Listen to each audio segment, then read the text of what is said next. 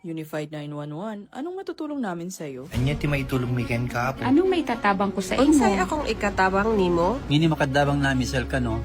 Sa anumang wika o dialekto, may tulong na darating sa iyo.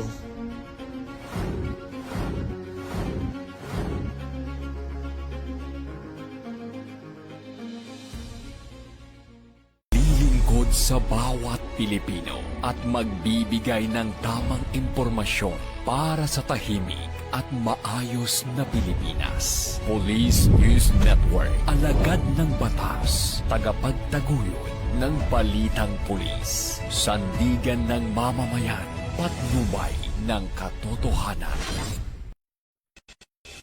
La Campo Crame, maghahatid ng pinakahuling kaganapan at nagbabagang balita. Ito ang PNN Police News Network. At ngayon, ang inyong mga tagapagbalita. Magandang araw, bagong Pilipinas. Ako ang inyong alagad ng batas tagataguyod ng Balitang Pulis. Patrolman Lubimir Julian, maghahatid ng tamang balita, kwento ng pulis at serbisyo para sa mamayan, at ito ang PNP News Online, ang pangunahing balita ng Police News Network, alagad ng batas, tagataguyod ng Balitang Pulis.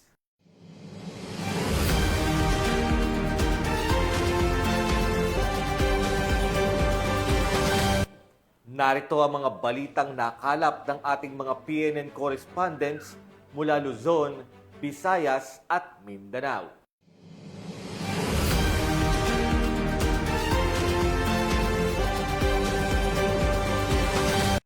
Sa kulungan matatapos ang taon ng isang newly identified high-value individual matapos itong maaresto sa ikinasang bypass operation ng Cebu City Police Office sa Block 6 Barangay Sawang Calero, Cebu City. Bandang alas 6:25 ng umaga kahapon lamang, kinilala ang sospek na si Jimboy, 38 anyos, na residente ng nasabing lugar. Ang operasyon ay isinagawa ng SDET personnel ng Police Station 6 CCPO sa pangunguna ni Police Captain Giancarlo M. Reyes, Officer in Charge, matapos ang koordinasyon ng PDEA 7. Ayon sa ulat ng pulisya, nagresulta ang operasyon sa pagkasamsam ng hinihinalang shabu na may kabuoang bigat na 200 gramo at may standard drug price na 1,360,000 pesos, by bust money at isang blue sling bag. Samantala, ang naarestong suspect ay kasalukuyang nasa kustodiya ng Police Station 6 habang inihahanda ang mga kasong paglabag sa Section 5 at 11, Article 2 ng RA 9165 o ang Comprehensive Dangerous Drugs Act of 2002. Ang matagumpay na operasyon ay bahagi ng patuloy at pinaigting na kampanya ng Cebu City PNP sa ilalim ng Oplan sa Cleo, laban sa iligal na droga, upang mapanatili ang kapayapaan at kaligtasan ng komunidad. Mula dito sa Central Visayas, ako ay inyong Police News Network correspondent, Patrolwoman Flora May Azares, alagad ng batas, tagataguyod ng Balitang Pulis.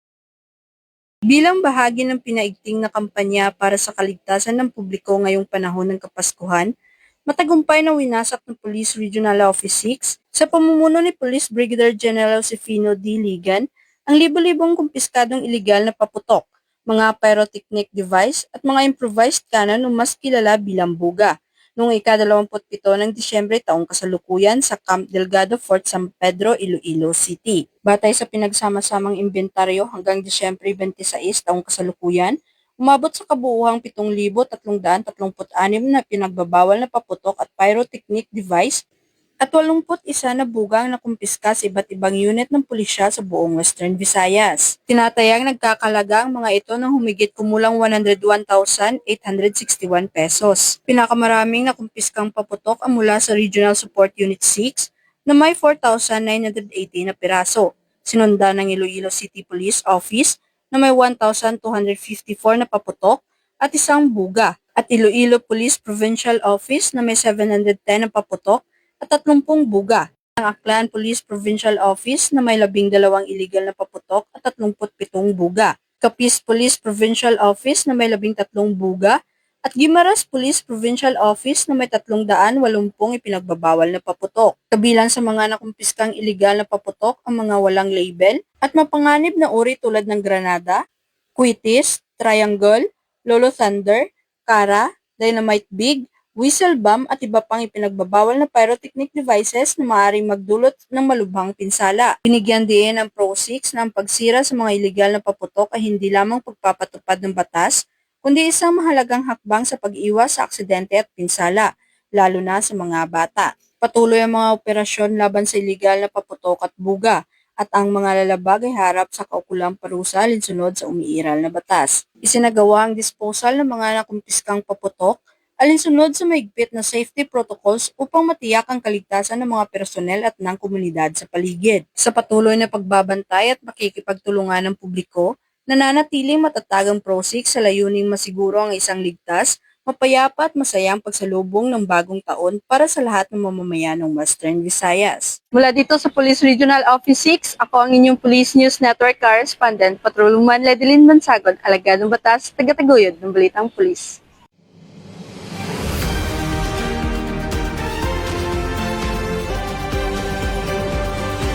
Inatasan ni Acting Chief PNP Police Lieutenant General Jose Melencio Nartatis Jr.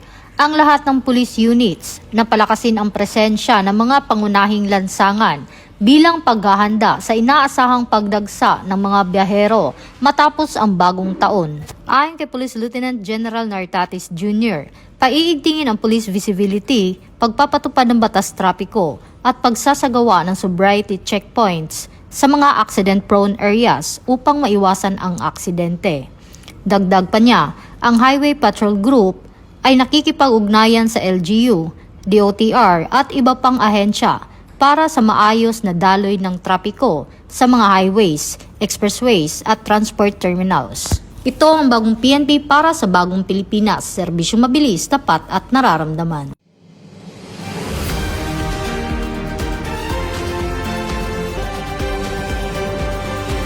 Hinimok ng Philippine National Police ang mga opisyal ng barangay sa buong bansa na makiisa upang masiguro ang ligtas at incident-free na pagdiriwang ng bagong taon, lalo na ang laban sa iligal na paputok at indiscriminate firing.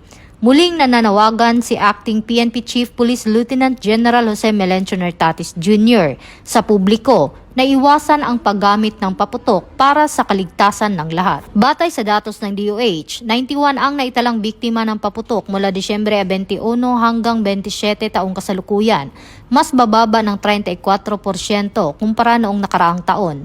Hinimok din ng PNP ang publiko na iulat ang anumang paputok ng baril, kasabay ng paalala na ipapatupad ang one-strike policy laban sa indiscriminate firing. Ito ang bagong PNP para sa bagong Pilipinas, serbisyong mabilis, tapat at nararamdaman.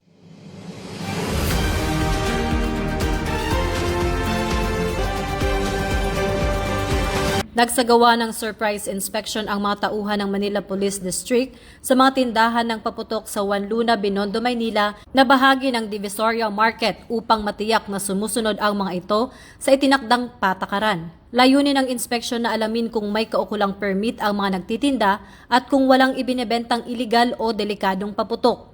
Ayon sa MPD, bahagi ito ng pinaigting na kampanya ng kapulisan para masigurong ligtas ang publiko lalo na ngayong papalapit ang pagsalubong sa bagong taon. Nagbabala rin ang mga otoridad na maharap sa okulang parusa ang mga tindahang lalabag sa batas at patuloy ang isasagawang monitoring sa iba pang pamilihan sa lungsod.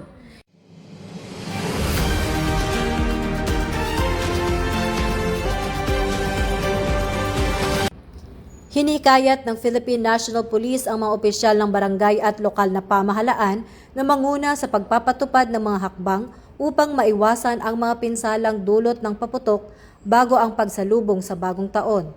Ayon sa PNP, umabot na sa 340 na naitalang firecracker-related injuries dahilan upang paigtingin ang kampanya para sa kaligtasan ng publiko. Ito ang bagong PNP para sa bagong Pilipinas. Serbisyong mabilis, tapat at nararamdaman.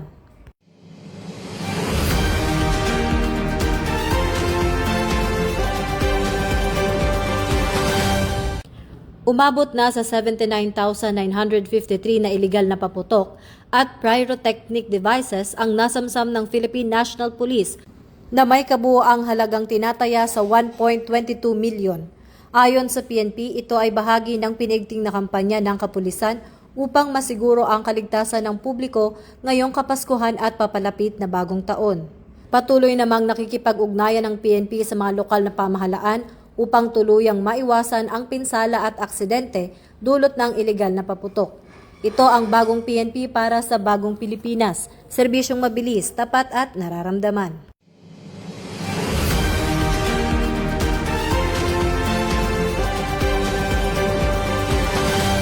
Magpapatupad ang Philippine National Police ng mas mahigpit na patakaran ng paggamit ng social media evidence sa mga kasong kriminal kasunod ng bagong panuntunan ng Korte Suprema hinggil sa pagpapatunay ng may-ari o kontrol ng online accounts.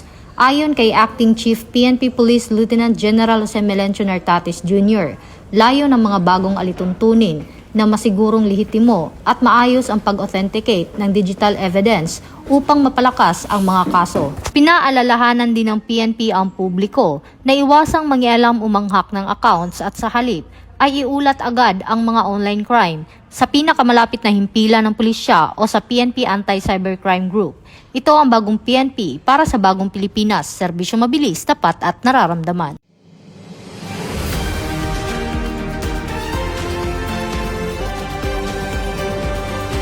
At yan po ang mga balitang nakalap ng ating mga PNN correspondents mula sa iba't ibang panig ng bansa. Sa ngalan ng pamunuan ng Philippine National Police sa pangunguna ni Acting Chief PNP, Police Lieutenant General Jose Melencio Nartates Jr. at sa pamumuno ni President Ferdinand Marcos Jr., kami ay maglilingkod sa bawat Pilipino at magbibigay ng tama at balanseng balita. Ito ang bagong PNP para sa bagong Pilipinas, serbisyong mabilis, tapat at nararamdaman. Mula dito sa tanggapan ng tagapag-ugnay ng pambansang pulisya, ako ang inyong alagad ng batas tagataguyod ng Balitang Pulis. Ako po si Patrolman Lubimir Julian, maghahatid ng tamang balita, kwento ng pulis at serbisyo para sa mamayan, at ito ang PNP News Online, ang pangunahing balita ng Police News Network.